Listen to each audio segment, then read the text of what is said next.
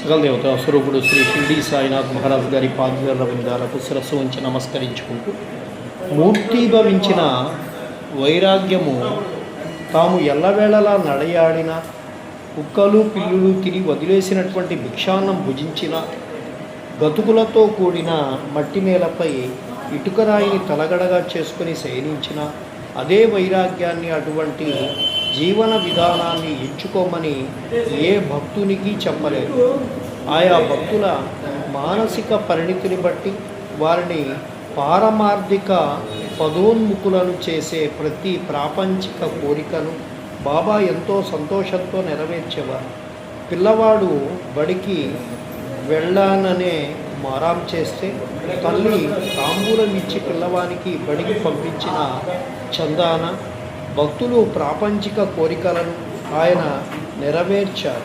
కానీ భక్తులకు ప్రాపంచిక శ్రేయస్సును చేకూర్చే ప్రక్రియలో వారి పారిమార్థిక శ్రేయస్సుకు పెద్దపీట వేస్తారు. కష్టంతో కోరికతో సద్గురు చరణాలను ఆశ్రయించగానే సద్గురు కృప వలన ఆ కష్టం తొలగిపోవడం లేదా ఆ కోరిక నెరవేరడం వంటి ఖచ్చితమైనటువంటి అనుభవం పొందగానే సద్గురు చరణాలపై అనన్యమైన శ్రద్ధ కుదురుతూ ఉంటుంది.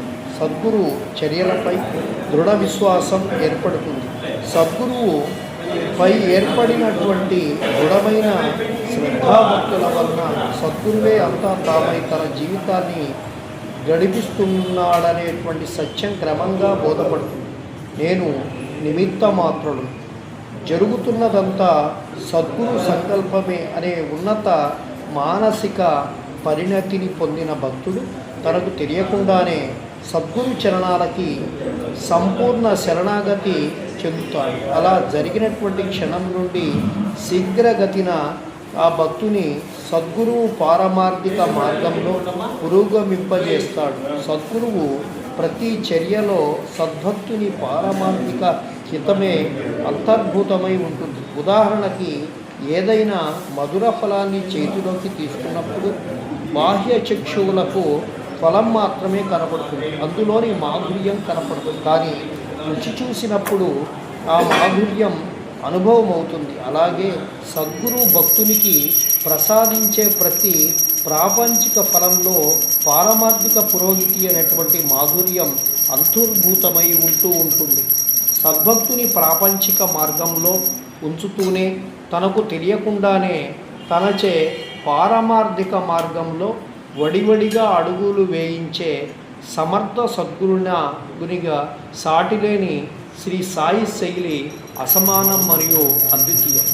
తీవ్ర వైరాగ్యంతో నిరీక్షులై సాయి సన్నిధిని తమ పారమార్థిక పెన్నిధిగా దివ్యానంద వయోనిధిగా భావించిన మహల్సాపతి బాలా భేటే మరియు కాకాసాహెబ్ దీక్షిత్ వంటి భక్తులు బాబా ఏనాడు ధనం ఇవ్వలేదు. వీరిలో కాకాసాహెబ్ దీక్షిత్ మినహాయించి మహల్సాపతి మరియు బాలాభాటే కడు పేదరికంలో జీవనం గడిపారు. అయినా సరే వారు బాబా వద్ద నుండి ఏనాడు ధనం ఆశించలేదు.